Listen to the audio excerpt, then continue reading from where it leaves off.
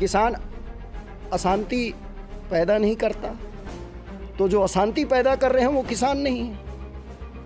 किसान आंदोलन के नाम पर अगर अशांति पैदा की जा रही है, अराजकता फैलाई जा रही है, तो वो किसान नहीं है। जितने भी राजनीतिक संगठन हैं, राजनीतिक पार्टी हैं, इन्होंने ही अराजकता को फैलाना शुरू किया है।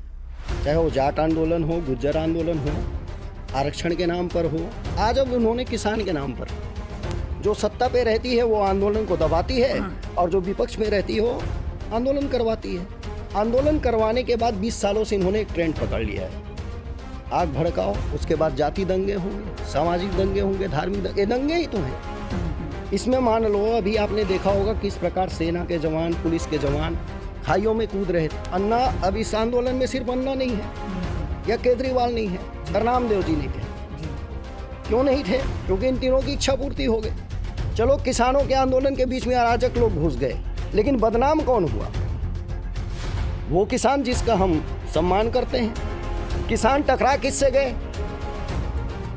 उस सेना से जिसकी हम तारीफ करते हैं। तो देश की छवि का क्या हो रहा है? बॉलीवुड ने एक ट्रेंड पकड़ा हुआ है, वो इस देश की सभ्यता संस्कृति को इस आधार पर नुकसान पहुंचा रही है। एक ट्रेंड है हमारे पॉलिटिशियंस पार्टी को, उन्होंने एक आधार अपना रखा है जिससे देश में आंदोलन के नाम पर, फलाने के नाम पर, और दोनों अपने अपने राज कर रहे हैं, अपनी अपनी मनमर्जी चला रहे हैं। मतलब इसका तात्पर्य तो ये है, या तो भारत में फिर से एक भिंडरा वाला तैयार हो चुका है,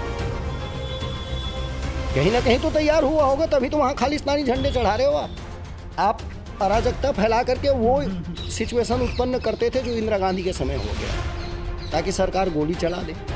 किसी भी देश को मिटाना है तो सबसे पहले उसकी संस्कृति और सभ्यता से उसको दूर कीजिए। नमस्कार, स्टेट न्यूज़ हरियाणा में आपका स्वागत है। मैं हूं अमित अमन। भारत देवभूमि बोला जाता है, भारत को ऋषियों की भूमि रहा है भारत। लेकिन इस देवभूमि पर, इस ऋषि भूमि पर किस किस प्रकार की जो घटनाएं हैं वो आज के दिन घट रही हैं, क्योंकि एक आदर्शवादी सोच के साथ भारत को देखा जाता है, भारतीयता को देखा जाता है। लेकिन जो 26 जनवरी को घटित हुआ है, जिस प्रकार से एक भारतीय झंडे को, जो कि संप्रभुता का प्रतीक था, उसका अपमान किया गया है उसी विषय पर, और जो किसानों के साथ या किसान आंदोलन किस प्रकार से उठा, कैसा क्या कुछ हुआ, इस सभी पर चर्चा करने के लिए आज हमारे साथ में एक संत मौजूद हैं जिनका नाम है दिगंबर विकासपुरी जी, और इनसे हम उसी विषय में बात करेंगे, क्योंकि हमारे देश के अंदर ऋषि मुनि भी अपनी एक पहचान रखते हैं और पूरी सभ्यता इन्हीं के साथ जुड़ी हुई है। सबसे पहले आपका स्टेट न्यूज़ हरियाणा में स्वागत है। जी, आपका भी स्वागत है अमित जी। सर, आप ये बताएं 26 जनवरी को जो कुछ भी हुआ है, क्योंकि भारत में तो सम्मान करने की प्रथा है, अपमान करने की प्रथा नहीं है, तो ये अपमान कैसे हुआ? जी, आप जिस विषय पर अभी प्रश्न कर रहे हैं, आपका जो प्रश्न है वो सबसे पहले ही समाज से जुड़ा हुआ है। क्योंकि हमारा देश, अगर हम किसानों की बात करते हैं, जो यहाँ पर हुआ, पहले तो सबसे बड़ी निंदनीय घटना है।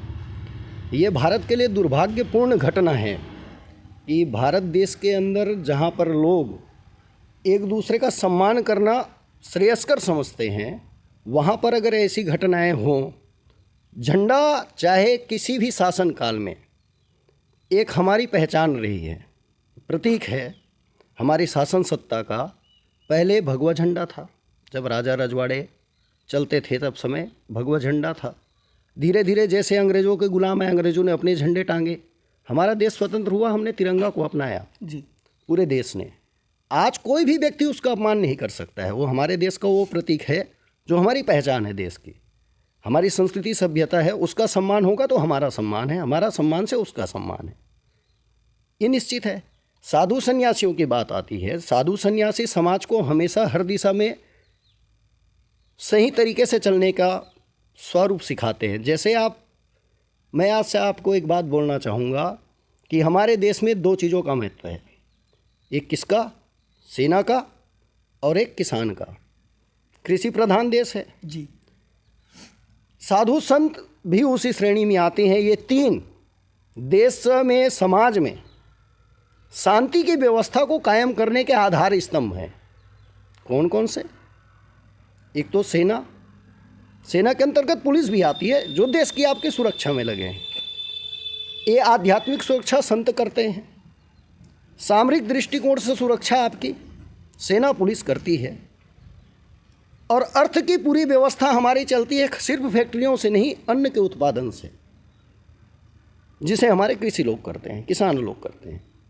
ये तीनों शांति प्रिय हैं जी। इनके नाम पर आंदोलन हो करके अगर वहाँ अशांति और अराजकता फैलाई जाती है तो पहली बात, किसान अशांति पैदा नहीं करता, तो जो अशांति पैदा कर रहे हैं वो किसान नहीं है। किसान आंदोलन के नाम पर अगर अशांति पैदा की जा रही है, अराजकता फैलाई जा रही है, तो वो किसान नहीं है, क्योंकि किसान तो शांति प्रिय है। उसका तो क्या आपका इसी दौरान मानना ये है कि ये सब जो भी घटना हुई है वहाँ पे, हाँ। इसके पीछे गहरी राजनीतिक साजिश हो सकती है? अब अमित जी, अगर हम पूरी राजनीतिक पार्टियों के क्रियाकलाप को देखते हैं तो आप अभी हमारे देश में जितनी भी राजनीतिक पार्टी हैं, चाहे जो सत्ता में है या सत्ता में नहीं है, सबका एक ही ध्येय है। 1947 के बाद देश आज़ाद हुआ, जनताओं को अधिकार भी कुछ मिले संविधान के द्वारा, लेकिन उन अधिकारों का जनता को आज तक पूरा हक नहीं मिल पाया हमारे देश में। उसके कारण है कि आज तक हमारे देश में जितनी भी राजनीतिक पार्टियां हैं, इन्होंने क्या किया है कि इनका एक ही ध्येय रहा है, अपना सत्ता प्राप्त करना, अपनी पार्टी के लिए काम करना, आगे की नीतियां सिर्फ सत्ता प्राप्ति की होनी। किसी ने भारत की जनता के लिए आज तक सत्ता को प्राप्ति नहीं किया है। सत्ता प्राप्ति करने के बाद एक राजा का कर्तव्य क्या होता है? देश प्रिय पहला है, समाज और जनता की भला के अलावा उसको स्वयं के प्रति कभी सोचना नहीं।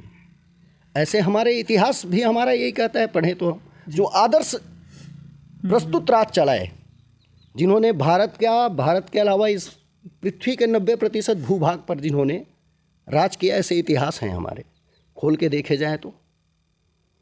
उस ढंग से चलाना है तो प्रजापालक ही एक राजा हो सकता है, ठीक है ना, जो पूरी प्रजा को अपना संतान समझे। अगर इस प्रकार राजा है तो उसे हमारा शास्त्र, हमारा वेद देवता तुल्य मानता है, देवतुल्य। उसमें राम जैसे उदाहरण पड़े हैं, राजा ही थे। कृष्ण जैसे उदाहरण पड़े हैं, राजा ही थे। सम्राट विक्रमादित्य जैसे उदाहरण पड़े हैं, राजा ही थे, लेकिन देवतुल्य थे। कार्य उनका ऐसा था, उन्होंने समाज, धर्म, संस्कृति, सभ्यता, देश के लिए, जनता के लिए राज सत्ता शासन स्थापित किया, ना कि स्वयं के लिए। आज हमारा लक्ष्य राजनीतिक पार्टियों का ये है। आप अगर इन आंदोलनों की बात करेंगे तो खाली एक किसान आंदोलन पे मत जाइए। देश में अभी इन 20 सालों से आंदोलन इस प्रकार जोर पकड़े हैं, और उस पर जितने भी राजनीतिक संगठन हैं, राजनीतिक पार्टी हैं, इन्होंने ही ये अराजकता को फैलाना शुरू किया है। चाहे वो जाट आंदोलन हो, गुज्जर आंदोलन हो, आरक्षण के नाम पर हो, आज अब उन्होंने किसान के नाम पर। इससे क्या हो रहा है कि सभी समाज छिन्न भिन्न हो जा रहे हैं, हमारी संस्कृति सभ्यता की धज्जियाँ उड़ रही हैं, देश में अराजकता का माहौल उत्पन्न हो रहा है। हमारे देश की छवि विदेशों में भी खराब हो रही है। किनके द्वारा? चंद अपने लोगों के द्वारा, वो सिर्फ अपनी राजनीतिक इच्छा शक्ति के लिए। ये हमारे देश की हर राजनीतिक पार्टी की सबसे बड़ी कमी है और गलती भी है। किसी की भी सरकार आ रही है, उसका यही उद्देश्य पूर्ण हो रहा है। मतलब अपनी राजनीतिक रोटियां सेकने के लिए बिल्कुल। वो लोग लोगों को भी भड़काते हैं, आंदोलन भी करवाते हैं। हाँ। और इसी तरीके से, जिस तरीके से मतलब उनके लिए अपनी सत्ता के अलावा कुछ भी नहीं है, चाहे देश का अपमान हो जाए, झंडे का अपमान हो जाए, या अपनी सारी की सारी हम साख विदेशों के अंदर खराब कर लें। भाई देखिए, इनके प्रकार है राज प्राप्ति करना। अगर इन्होंने देश और देश की संस्कृति सभ्यता के आधार पर इस देश के और जनता के लिए किया होता तो ऐसा तो कंडीशन ये पैदा नहीं करते ना। ये आंदोलन के जन्मदाता कौन है? राजनीतिक पार्टियां हैं जी। जो सत्ता पे रहती है वो आंदोलन को दबाती है, और जो विपक्ष में रहती हो आंदोलन करवाती है। आंदोलन करवाने के बाद 20 सालों से इन्होंने एक ट्रेंड पकड़ लिया है। आरक्षण के नाम पर आंदोलन से शुरुआत हुआ है, आग भड़काओ, उसके बाद जाति दंगे होंगे, सामाजिक दंगे होंगे, धार्मिक दंगे, ये दंगे ही तो हैं। इसमें मान लो अभी आपने देखा होगा किस प्रकार सेना के जवान, पुलिस के जवान खाइयों में कूद रहे थे जी। एक चीज बताइए, सेना और पुलिस है किसके लिए? मतलब अगर आप लोग राजनीतिक पार्टियां लोग यही स्थिति उत्पन्न करेंगे, अभी इनमें कौन है जितने हैं, आप आंदोलन में देखिए, अन्ना आंदोलन में, अन्ना अब इस आंदोलन में सिर्फ अन्ना नहीं है या केजरीवाल नहीं है, रामदेव जी नहीं थे जी। क्यों नहीं थे? क्योंकि इन तीनों की इच्छा पूर्ति हो गई। लेकिन आपके जो यादव जी हैं, योगेंद्र यादव, हाँ, उनकी इच्छा पूर्ति नहीं हो पाई, वो भी उस आंदोलन में थे। केजरीवाल की भी इच्छा पूर्ति हो गई, सीएम बन गए। अब इनकी इच्छा पूर्ति नहीं हुई, इनकी भी इच्छा पूर्ति करनी है इनको, तो अब फिर से वही आंदोलन। इससे पहले 2013 में आंदोलन, किसान आंदोलन टिकैत जी किए थे, तब पार्टी में बीजेपी नहीं थी। आपने देखा होगा न्यूज़ चैनलों में, राजनाथ सिंह जी स्वयं गए थे उस आंदोलन में। इन्हीं किसानों के अधिकार में बहुत बढ़ चढ़ के बातें बोले थे, लेकिन अब की कुछ नहीं बोले। कितना लंबा खिंचा है किसानों का ये आंदोलन। चलो, किसानों के आंदोलन के बीच में अराजक लोग घुस गए, लेकिन बदनाम कौन हुआ? वो किसान जिसका हम सम्मान करते हैं। किसान टकरा किससे गए? उस सेना से जिसकी हम तारीफ करते हैं। तो देश की छवि का क्या हो रहा है? तो इसमें दोस्तों सभी राजनीतिक पार्टियों का है, और दोनों अपनी अपनी जगह फेल हैं। राज सत्ता भी फेल है और आंदोलनकर्ता भी फेल है। राज सत्ता इसलिए फेल है कि वो पहले से ये सब बातें बोल रहे थे उनके नेता, और आपके साथ वो पहले भी आंदोलन किए हुए हैं। आप आज राज सत्ता में हैं, आप भी तो उनके साथ कभी आंदोलन में खड़े हुए हैं सत्ता प्राप्ति के लिए। तो सब तो एक दूसरे की थाली चिट्टे नज़र आ रहे हैं ना, चाहे राज सत्ता हो या विपक्ष हो या आंदोलन करता हूँ। तो फिर ये अराजकता का माहौल उत्पन्न कौन कर रहा है? देश की राजनीतिक पार्टियां कर रही हैं राज सत्ता के प्राप्ति के लिए। उसके लिए इन्होंने ये संगठनों का प्रयोग किया है। अच्छा, कुछ चीज़ें ऐसी सामने आती हैं निकल करके, जैसा कि अभी हमने देखा कि एक तांडव वेब सीरीज़ बनी थी, तांडव महादेव के लिए अगर हम अपने लिए यूज़ करते हैं तो बहुत ही एक पवित्र शब्द है तांडव, जो कि महादेव की नृत्य शैली थी, उसको हम तांडव कहते हैं। लेकिन उन्होंने तांडव मूवी बनाई और वेब सीरीज़ बनाई, उसके अंदर एक कैरेक्टर का नाम भी शिवा रखा गया, लेकिन उसके मुख से गालियाँ निकल रही हैं। तो ये सब क्या है? क्या ये भी एक धर्म को, संस्कृति को खराब करने की कोशिश? ये है हमारी दोनों जो सिचुएशन है, जो आप ये जो बता रहे हैं, और इसको मैंने थोड़ा सा देखा है। उसका जो ट्रेलर था जी, जब इस पर विवाद उठा तो मैंने देखा ये बिल्कुल ही सनातन धर्म के विरोध में है ये चीज़। आप सनातन धर्म के किसी प्रतीक का ऐसा प्रस्तुत तो कर ही नहीं सकते। पहली बात तो करना नहीं चाहिए। धर्म आधारित किसी भी उसमें आप न्यूज़ मत बनाइए या सीरियल मत बनाइए, ये सब मत बनाइए जिससे देश में अराजकता का माहौल उत्पन्न हो। ये ट्रेंड है हमारे देश का। बॉलीवुड ने एक ट्रेंड पकड़ा हुआ है, वो इस देश की सभ्यता संस्कृति को इस आधार पर नुकसान पहुंचा रही है। एक ट्रेंड है हमारे पॉलिटिशियंस पार्टियों का, उन्होंने एक आधार अपना रखा है जिससे देश में आंदोलन के नाम पर, फलाने के नाम पर, और दोनों अपने अपने राज कर रहे हैं, अपनी अपनी मनमर्जी चला रहे हैं। अगर आप संस्कृति और सभ्यता को किसी का ठेस पहुंचाओगे तो निश्चित है कि देश में विभाजनकारी शक्तियां बढ़ेंगी।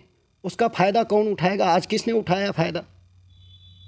मतलब इसका तात्पर्य तो ये है, या तो भारत में फिर से एक भिंडरावाला तैयार हो चुका है, कहीं ना कहीं तो तैयार हुआ होगा, तभी तो वहाँ खालिस्तानी झंडे चढ़ा रहे हो आप जी। आप निशान साहब चढ़ाते, सैल्यूट था, कोई दिक्कत नहीं थी।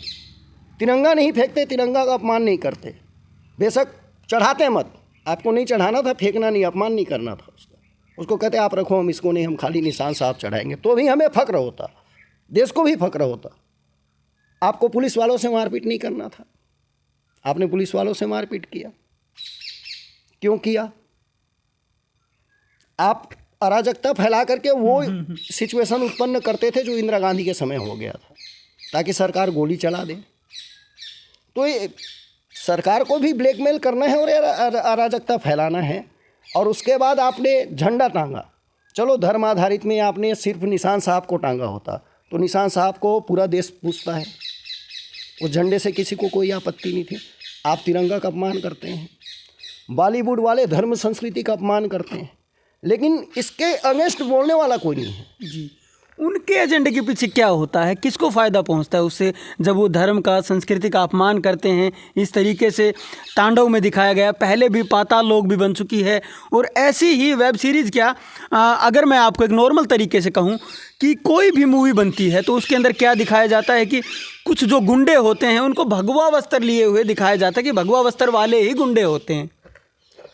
अमित जी, ये आज का ट्रेंड नहीं है, इसको करीब सन 90 के बाद ज़्यादातर बॉलीवुड की फिल्में ऐसी आई हैं जिसमें भारतीय संस्कृति के जो पुराने आदर्श, पारंपरिक, पौराणिक वैदिक काल से जो समय पहचान थी जी, उनको नकारात्मक छवि का ही दर्शाना है। ऐसा कहीं पंडित को, कहीं पुजारी को, कहीं संत को, मतलब जो हमारे आदर्श थे कभी, उन छवियों को किसी न किसी मार्फत से नकारात्मक छवि द्वारा प्रस्तुत करना बॉलीवुड का एक काम है। इससे क्या होता है कि एज ए मेंटलिटी चेंजिंग, जो मानसिक विचारधारा है व्यक्ति के अपने धर्म के प्रति, समाज के प्रति, अपने आदर्श रीति रिवाजों के प्रति, उसके प्रति उसकी सोच बदल जाती है। अच्छा, उससे बेनिफिट क्या होगा? उससे बेनिफिट ये होगा कि वो अपने धर्म से विमुख होगा, वो अपनी संस्कृति सभ्यता से विमुख होगा, विधर्मता की ओर आएगा। विधर्मता की ओर आएगा तो आज ये ऐसी लोग फ़ायदा उठाएंगे जो लोग आंदोलन करेंगे और आंदोलन की आड़ में देश में अराजकता फैलाएंगे। उनको कुछ मिलेगा, जनता को कुछ नहीं मिलेगा। अब किसानों को क्या मिलेगा? फेल है आंदोलन, कुछ नहीं मिलेगा। आप अराजकता फैला के कुछ प्राप्त नहीं कर सकते हैं। आज हम विदेशी ताकतों से इंटरनेशनल जो पॉलिटिक्स है उस पर भी लड़ रहे हैं। दूसरा, इन आंदोलनों में सबसे बड़ा भूमिका किनका है? और जो आप फिल्मों की बात कर रहे हैं वहाँ भी सबसे बड़ी भूमिका किसकी है? मीडिया ही तो है जी। वहाँ के भी पीछे मीडिया है, यहाँ के पीछे भी मीडिया है। मीडिया द्वारा ही सब प्रस्तुत होती है। हमारे देश की जितने भी बड़ी चैनल हैं प्राइवेट तौर पर हैं। दूरदर्शन ही तो एक राष्ट्रीय चैनल है जी। अब दूरदर्शन के अलावा जितने भी मीडिया चैनल्स हैं उसके मालिक कौन हैं, कहाँ रहते हैं? इंडिया के तो 2, 4, 5 ही मिलेंगे, बाकी सब कहाँ के हैं? विदेशी। अब विदेशों में बैठ के वो करते हैं, तो ये भी इन आंदोलनों में और ऐसी मूवियोज़ में, क्योंकि उनका व्यापार ही यही है, वो इसके मार्फत से अपनी टीआरपी बनाएंगे, उनको न्यूज़ मिलेगा, टीआरपी बनाएंगे। और वो तो इंटरनेशनल है ना, उनका इंटरनेशनल व्यापार है। तो इंटरनेशनल जो पॉलिटिक्स है भारत की, उसके आधार पर तो छवि खराब हो ही रही है, आपके प्रश्न के आधार पर। और साथ साथ हम अपने धर्म, संस्कृति, सभ्यता से भी विमुख हो रहे हैं। तो पूरा वर्ल्ड चाहता है। किसी भी देश को मिटाना है तो सबसे पहले उसकी संस्कृति और सभ्यता से उसको दूर कीजिए। तो ये छद्म रूप है उन लोगों का जो इनके लिए सिर्फ पैसा ही महत्व रखता है। फिर चाहे वो बॉलीवुड के संस्करण हो, उनको किसी से कोई मतलब नहीं है, किसको ठेस पहुंच रही है, किसको क्या। उनका असली मकसद है पैसा और राज करना, अमीर बन के राज करना है। बॉलीवुड में है तो उनको भी Z+ सुरक्षा चाहिए, हमारे मंत्री, नेता, विधायकों को भी Z+ सुरक्षा चाहिए, राज करना है उसके बाद। अच्छा, एक सवाल, आप संत हैं, लेकिन हमने देखा है बहुत सी जगह, आपने अब पीछे भी देखा होगा, एक जगह पे जब फ्रांस के अंदर एक टीचर ने एक चित्र दिखाया इस्लाम के नाम पर, तो उसका गला रेत दिया गया। जब यहाँ पे हम बात करते हैं कमलेश तिवारी की, तो कमलेश तिवारी ने भी कुछ शब्द बोले थे, उनका भी गला रेत दिया गया। लेकिन क्या ये हमारी सिर्फ शालीनता का फ़ायदा उठाया जा रहा है, या हमारा जो एक सभ्य तरीका है उसका फ़ायदा उठाया जाए कि आप श्री कृष्ण को नंगा करके दिखा सकते हैं, आप महादेव के बारे में गालियाँ बोल सकते हैं, आप श्री राम को भी कुछ भी कह सकते हैं, और इन सभी जो भी हमारे देवी देवता हैं, जो हमारे देवतुल्य हैं और जिनको हम पूजते हैं, उन सभी के बारे में आप अपमानजनक जो शब्दावली उसका प्रयोग करिए, कुछ भी करिए, लेकिन हिंदू समाज कभी उन पर कुछ बोलेगा नहीं। और अगर आप दूसरे धर्म पे बोलेंगे तो वहाँ पे गर्दन काट दी जाएगी। इसका कारण है, हमने गीता जैसे शास्त्र को अदालत में कसम खाने की जरूरत रख ली, लेकिन पढ़ाया नहीं। पढ़ाए होते तो हमारा धर्म क्या कहता है कि हम कट्टर नहीं हैं, लेकिन हम कायर भी नहीं हैं, किंतु हम कायर भी नहीं है। हम उस सिचुएशन पर हथियार उठाना पसंद करते हैं जिस सिचुएशन पर हमारे धर्म से, संस्कृति से, सभ्यता से लेकर के सब कुछ पर उंगली उठ जाए, तब हम हथियार उठाते हैं। जी। हमारा गीता भी अगर आप पढ़ने जाएंगे, उसे आपने पढ़ाया नहीं तो कहता है कि धर्म रक्षितो रक्षिता, धर्म रक्षितो रक्षिता पर धर्मे निधनम श्रेय स्वधर्मे निधनम श्रेय पर धर्मो भयावह। तो क्यों कहता है कि भाई अपने धर्म में मरना श्रेयस्कर है, किंतु धर्म परिवर्तन करना, सपने में भी सोचना मृत्यु तुल्य है। ये गीता भी तो कहती है जी। आज हम धर्म परिवर्तन का सबसे बड़ा खेल देख रहे हैं हमारे देश के अंदर। हर क्षेत्रों में कहीं भी जाओगे तो, चाहे वो आदिवासी क्षेत्र में हो, पिछड़ा क्षेत्र में हो, सब जगह धर्म परिवर्तन है। तो ये भी इंटरनेशनल पॉलिटिक्स ही चल रही है, जिसके द्वारा हो रहे इंटरनेशनल पैसा आते हैं इन सब चीज़ों के लिए, ऐसे आंदोलनों के लिए। जिनको टीआरपी चाहिए, वो जो विदेशों में बैठ करके मीडिया चला रहे हैं, उनको भी में पॉलिटिशियंस भी मिले हुए हैं, क्योंकि पॉलिटिशियनों का भी कई चैनल चल रहे हैं। तो सबके अपने राज करने के लिए सिस्टम है।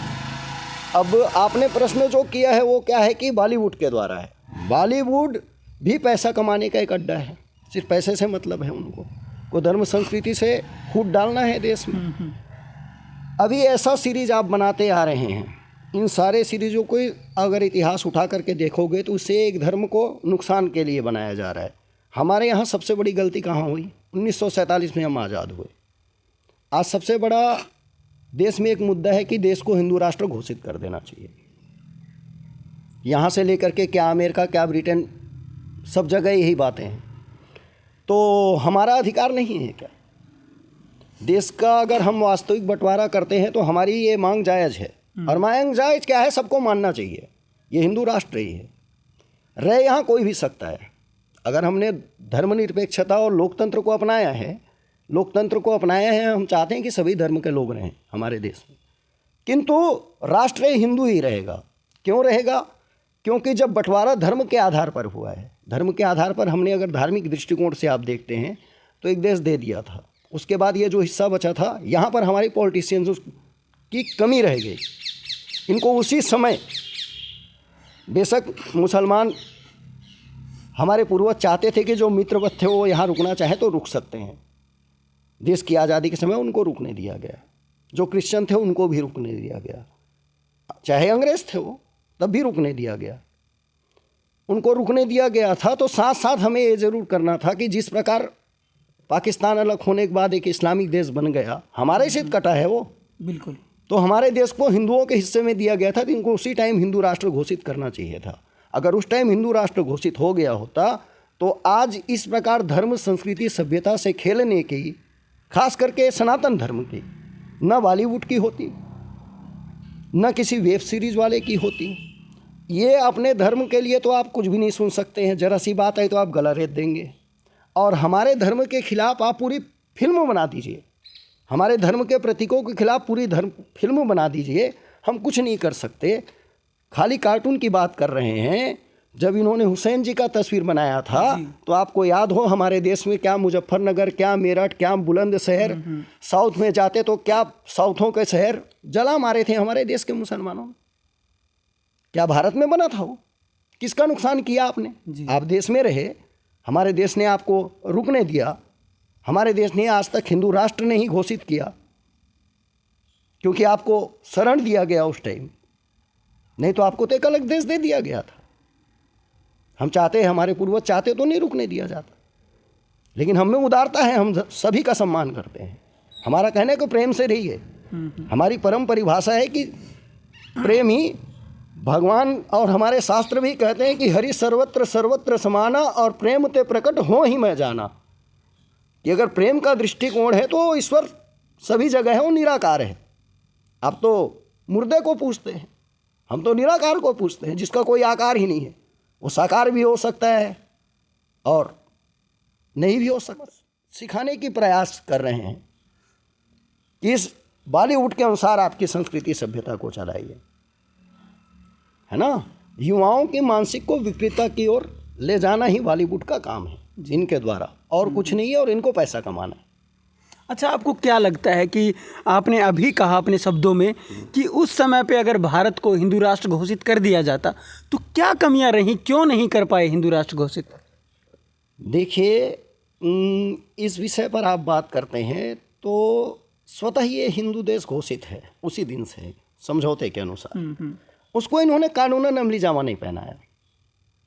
कानूनन अमली जामा इसलिए नहीं पहनाया कि वोट बैंक कैसे बनते हैं। जिनको लंबे समय तक राज करना है उनको वोट बैंक चाहिए स्थायी। स्थायी वोट बैंक बनाने के लिए ऐसा नहीं किया इन्होंने। आज अल्पसंख्यक के नाम पर आप कहीं तो शोषण हो रहा है।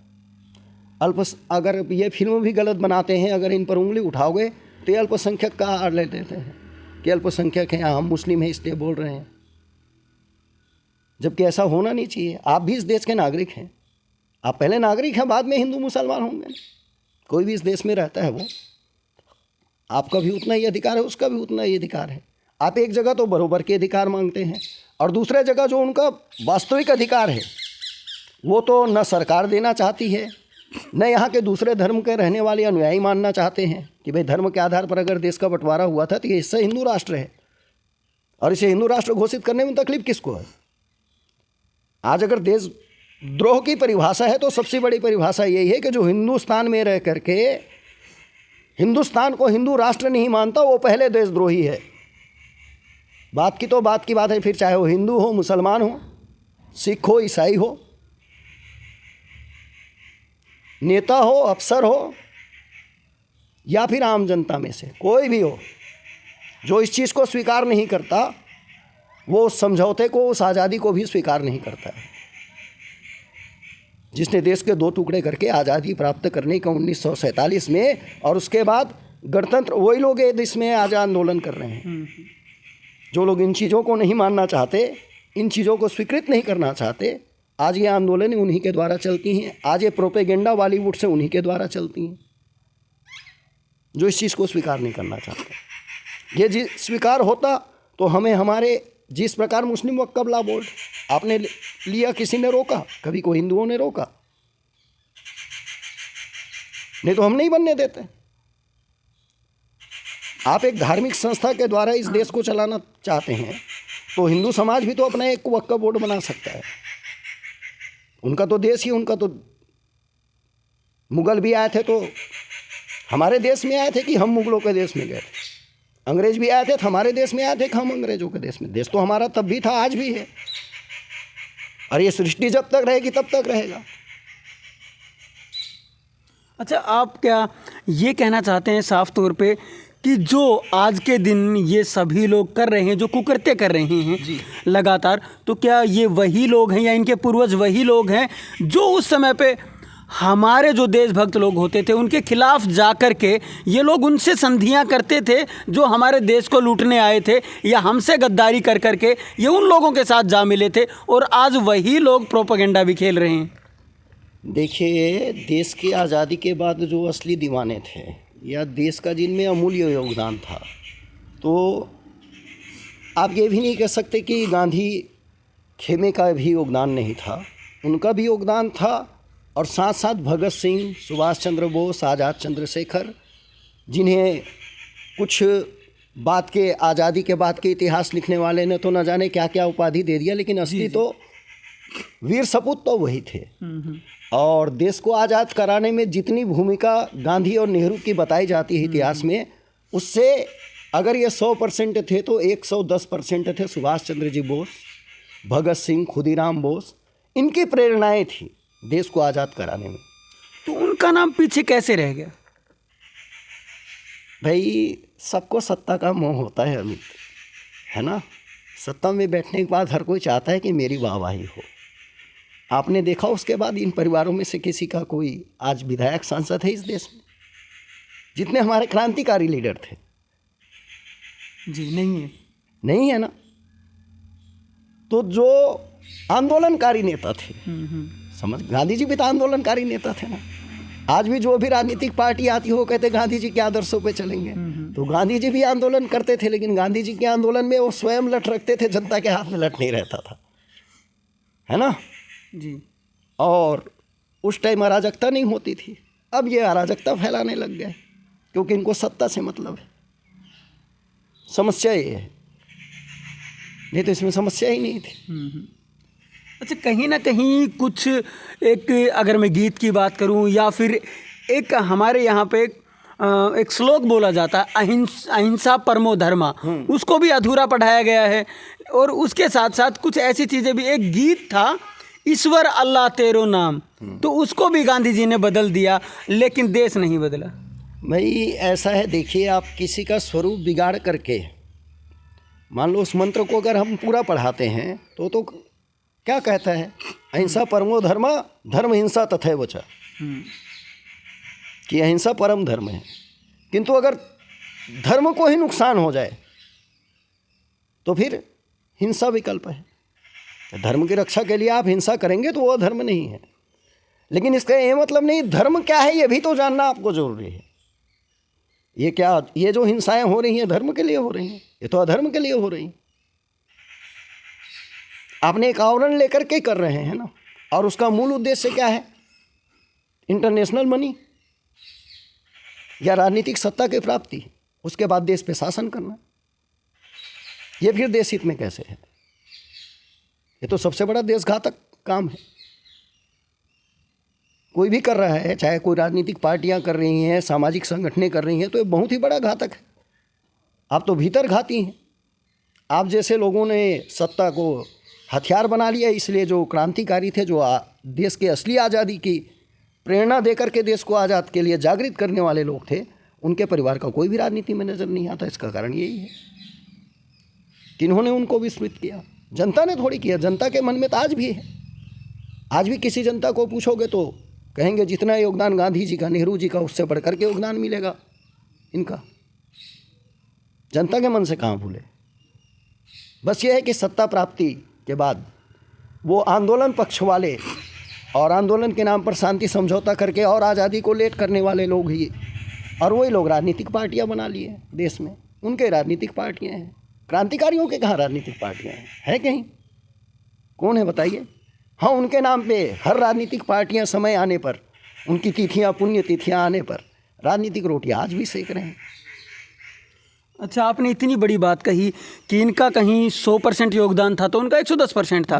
लेकिन अगर दोनों ही देश हित में थे तो सुभाष चंद्र बोस जी के जब निधन बताया जाता है, 1945 में उनका निधन हो चुका था, तो उसके बाद भी कि अंग्रेज़ों के साथ ऐसी क्या संधि थी कि 1965 तक भी उनको इंडिया के अंदर नेहरू वगैरह के द्वारा खोजा जा रहा था, जो कि एक बात प्रचलन में है, बिल्कुल बहुत ज़्यादा प्रचलन में है कि जो खुफिया तंत्र था वो पीछे लगा हुआ था कि कहीं से सुभाष चंद्र बोस मिल जाएं और उनको हम अंग्रेज़ों को सौंप दें। देखिए, यही तो सबसे बड़ा रीज़न है। अंग्रेज़ों को इस देश से जाना ही इसलिए पड़ा। आपको याद हो, अंडमान निकोबार द्वीप समूह में 1947 से भी पहले, शायद 1.5-2 साल पहले, सुभाष चंद्र बोस जी ने तिरंगा फहरा करके देश को आज़ादी 1943 की घोषणा कर दिया था, है ना। तो सबसे बड़े नायक तो वो थे। तो इन्होंने एक संधि कर लिया था। उसी दिन से ही तो जो क्रांतिकारी नेता हैं और जो क्रांतिकारी जिन्होंने वास्तविक लौ जगाया देश में आज़ादी के लिए, जन जन में, उनको इसीलिए भुलाया गया कि इन लोगों को एक साइड किया गया और इनको युद्धबंदी जैसा घोषित कर दिया गया, भगोड़ा घोषित करवाया गया। और इनको जो सत्ता प्राप्ति करनी थी उस समय, उन्होंने सोचा एक आदमी के बलिदान दे दो, क्या फ़र्क पड़ता है। नहीं तो कभी सुभाष चंद्र बोस जी स्वयं राष्ट्रीय कांग्रेस पार्टी के प्रेसिडेंट रहे हुए जी, किसी बात पर उनको आपत्ति आई, इन्होंने गांधी जी से बोला। गांधी जी अड़ गए कि बोले नहीं ऐसा होगा सुभाष, तो बोले कि भाई बापू फिर मैं नहीं रह सकता, इस्तीफा दे दिया। उन्होंने स्वयं अपनी पार्टी बना ली थी। तभी आज़ाद हिंद सेना फौज का अपना गठन किया था। तो उनको आज़ाद हिंद फौज ही आज हमारी आर्मी है, समझ गए ना। अंग्रेज सैनिकों के बल पर एक सेना खड़ा कर दिया था जिस व्यक्ति ने, उसे अंग्रेज सबसे बड़े आज़ादी का नायक उसे ही मानते हैं, इसलिए उसे सबसे बड़ा दुश्मन मांगे। और उन्होंने समझौता कर लिया इनसे, गांधी नेहरू से। और ये तो समझौता ही करते थे। अगर आप गांधी जी के आंदोलन की सारी बात करोगे कि दांडी यात्रा को छोड़ करके कोई आंदोलन सफल नहीं है, सारे आंदोलन में इन्होंने समझौता किया है अंग्रेजों से। इसीलिए लंबी खींचती गई आज़ादी। नहीं, सुभाष चंद्र बोस जी तो बहुत पहले उनके नीति पर चले होते तो बहुत पहले आज़ाद हो गए होते। तो ये भी चाहे कि भाई अगर नहीं करेंगे तो वही वाली बात है जो मैं आज बोल रहा हूँ, जन जन बोलती कि आज़ादी में असली 110% इनसे ज़्यादा उसका सहयोग है सुभाष चंद्र बोस जी का। समझ गए ना? जो मैं बोल रहा हूँ वो जन जन बोलता। अगर सुभाष चंद्र बोस जी के लिए ये एग्री नहीं करते तो गांधी नेहरू बौने थे उनके आगे,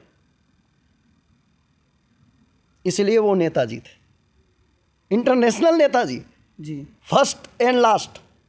अभी तक दूसरा ऐसा कोई हुआ नहीं है जिसे पूरे इंटरनेशनल के लोग नेताजी कहे हों। इसलिए उसे इन्होंने मांग किया था और इन्होंने समझौता कर लिया था, क्योंकि वो रहते थे ये बौने हो जाते, बस और कुछ नहीं है, ये कारण। अच्छा, जो देश की एक आम जनता है जिसको ज़्यादा पता नहीं होता, जो देखती है वो समझ लेती है, जो सुनती है वो जान लेती है और सभी कुछ को ऐसे ही मान लेती है जी। उस जनता के लिए आप क्या संदेश देंगे? अपनी संप्रभुता को, अपने देश को, इस तरीके से संस्कृति को जो नुकसान पहुंच रहा है और वो जनता उन्हीं को ही उनका स्मरण करते हुए, उनका पीछा करते हुए, उनको फॉलो करते हुए आगे की तरफ बढ़ रही है, तो वो कैसे बचे इन सब चीज़ों से? मान लो वो किस विषय पर है, सामाजिक, धार्मिक, सांस्कृतिक, ये भी जानना ज़रूरी है। जब हम देखते हैं तो पता लगता ही है। इनमें दोनों पहलू हैं, सकारात्मक भी नकारात्मक भी। हमारी बुद्धिमत्ता कहती है कि कोई भी चीज़ देखते हैं, सुनते हैं, हम उसमें से उन चीज़ों को पकड़े जो सकारात्मक है, जो हमारे साथ साथ हमारी संस्कृति, हमारी सभ्यता, हमारा देश, हमारे आदर्श के अनुकरण हो। और अगर उसके विपरीत हैं तो हमें उसका विरोध करना चाहिए, क्योंकि अगर विपरीत हैं तो हमारे देश, संस्कृति, सभ्यता के साथ साथ हमारी आने वाली पीढ़ी, हमारे युवा, सबको मानसिक विकृति दे के जाएगी। और मानसिक विकृति अगर दे के जाएगी तो उससे सिर्फ एक व्यक्ति विशेष का नुकसान नहीं है, उससे धर्म, संस्कृति, सभ्यता के साथ साथ देश और देश के आदर्श और उसके मान सम्मान को लेकर के पूरे वैश्विक परिवेश में फर्क पड़ता है। तो यहाँ पर हम सब सिर्फ ये नहीं कि मूवी वाले कुछ भी दिखा रहे हैं हम देखने लग जाएं, नेता कोई भी संगठन खड़ा करके बेमतलब के आंदोलन कर रहे हैं, देश में दंगे फसाद करवा रहे हैं, हम देखते रह जाएं, नहीं, हमें किसी न किसी एक प्लेटफॉर्म पर आकर के इन बातों का विरोध करना पड़ेगा, क्योंकि ये देश शांति से चलने वाला देश है, प्रेम से चलने वाला देश है और यहाँ उच्च आदर्श के साथ ही आप चल सकते हैं सभी तरीके। मतलब मेरा कहने का मतलब है कि जो जिस पद पर बैठा है, जिस जगह पर बैठा है, उसे पहले अपने लिए नहीं इस देश के लिए सोचना है। जब देश के लिए आपको सोचना है तो निश्चित है कि आप सकारात्मक दृष्टिकोण लेकर के चलेंगे, नकारात्मक दृष्टिकोण को आगे नहीं बढ़ाना चाहेंगे किसी भी क्षेत्र में। और अगर आपने स्वयं का ही सोचा है तो फिर उसमें तो फिर फ़ायदा है, चाहे आपको नकारात्मकता में मिले या सकारात्मकता में मिले। सिर्फ आप अपने फ़ायदे को देखेंगे तो निश्चित है कि आज ज़्यादा नकारात्मकता ही पेश करके तो पैसे कमा रहे हैं लोग। ये पैसे का ही तो धंधा है जी। आप स्वयं नंगे हो पैसे के लिए, इसलिए किसी के धर्म को नंगा कर रहे हो। आपको पैसे से ही मतलब है ना, नहीं तो आप किसी धर्म के बारे में क्यों ऐसा अफवाह फैला रहे हैं या क्यों ऐसे फिल्में बना रहे हैं, क्यों ऐसी मूवी बना रहे हैं। आप नकारात्मकता परोस रहे हैं तो हम उसका खिलाफ तो करेंगे ना, और करना भी चाहिए। इसके लिए आगे आना चाहिए जनता को। मेरा तो यही संदेश है। मैं जनता से यही कहता हूं कि कोई भी चीज़ आपके देश, आपके धर्म, आपके संस्कृति, आपके सभ्यता के खिलाफ आपको नज़र आता है तो आप बिल्कुल पुरजोर उसका विरोध कीजिए। क्यों नहीं करेंगे? क्या हम अपनी आने वाली पीढ़ी को विकृति दे करके जाएं मानसिक? आप वो चीज़ दिखाइए ना जो वास्तविकता है। वास्तविकता दिखाएंगे तो समाज के लिए ऐसी चीज़ें बननी चाहिए। अगर हम समाज पे बनाते हैं तो समाज को सकारात्मक दिशा दे, जो सकारात्मक दृष्टिकोण दे, जो समाज के विकास के लिए, समाज के हित के लिए कार्य करने वाला हो, ऐसा बनाओ ना। आप बनाना है आप उसको, और समाज में विकृता फैले, धर्म के प्रति, संस्कृति के प्रति, सभ्यता के प्रति व्यक्ति के मन में संदेह पैदा हो, ऐसे चीज़ बनाएंगे तो उसके तो खिलाफ करने पड़ेंगे। नहीं करने पड़ेंगे क्या? पीढ़ी को क्या सिखा के जाओगे आप? आने वाली युवा पीढ़ी को क्या देके जाओगे आप?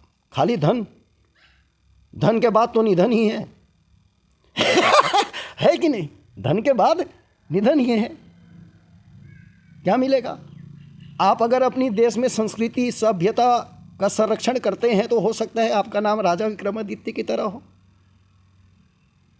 हो सकता है आपका नाम, आप आदर्श स्थापित करके जा रहे हो तो राम की तरह उच्च आदर्शों में आपका नाम हो। राजनीति कर रहे हैं तो हो सकता है राजनीति में आपका कृष्ण की तरह नाम हो, लेकिन आप वो तो कर ही नहीं रहे हैं। नाम जरूर लेते हैं और उनके उन आदर्शों के प्रति भी आप अगर कुछ दिखा भी रहे हैं समाज को, तो उसको उस स्वरूप में दिखा रहे हैं जिससे उनके प्रति भ्रम पैदा हो या घृणा पैदा हो, तो उसका विरोध होगा। हमें सिर्फ अपने परिवार की, अपने समाज की रक्षा नहीं करनी, हमारे देश की, हमारी संस्कृति की भी रक्षा करनी है, क्योंकि देश और संस्कृति से ही हमारी पहचान है। हमसे देश और संस्कृति की क्या पहचान है? हम तो कल थे, आज नहीं रहेंगे। आज है तो कल नहीं रहेंगे, क्षणभंगुर है ना। मनुष्य जीवन तो ऐसा नहीं कि अजर-अमर है हम, लेकिन ये प्रकृति तो तब भी रहेगी। संस्कृति और सभ्यता प्रकृति से जुड़ी हुई चीजें हैं। महाराज जी, आपने हमें इतना समय दिया स्टेट न्यूज़ हरियाणा को, और आपने हर एक बात को ऐसे तरीके से, सरल तरीके से पेश किया सबके सामने, और लोगों को भी इस चीज़ को मानना चाहिए। इसके लिए आपका बहुत बहुत आभार। जी, आपका भी। अमित जी, हम चाहेंगे कि आप इस चैनल और आपकी चैनल इस क्षेत्र की जिस प्रकार आवाज़ उठा रही है और सही मुद्दों पर आवाज़ उठाती है, हम भी देखते रहते हैं मीडिया के माध्यम से, तो आपकी चैनल आगे तरक्की करे और महादेव की कृपा आप पर बनी रहे। साथ में जनता को भी यही कहूँगा कि धर्म संस्कृति सभ्यता के लिए आप बोलना सीखिए। अगर आपकी धर्म संस्कृति सभ्यता के लिए गलत चीज़ें दिखाई जा रही हैं तो ना आप उसे देखें, बल्कि उसको विरोध कीजिए। अपनी आने वाली युवा पीढ़ी के लिए एक उच्च आदर्श आप स्थापित करें। उससे देश का भी भला है, आपका भी भला है, संस्कृति सभ्यता समाज का भी भला है। जय हिंद, वंदे मातरम, हर हर महादेव, ओम नमो नारायण।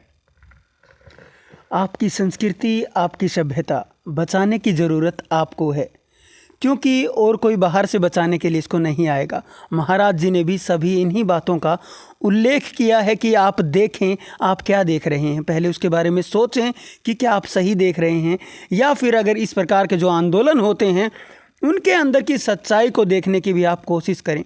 अगर आप इस आंदोलन तक पहुंचते तो आपको वहां पे जो भी घटनाएं घटित हो रही हैं उनका भी पता लग ही जाता।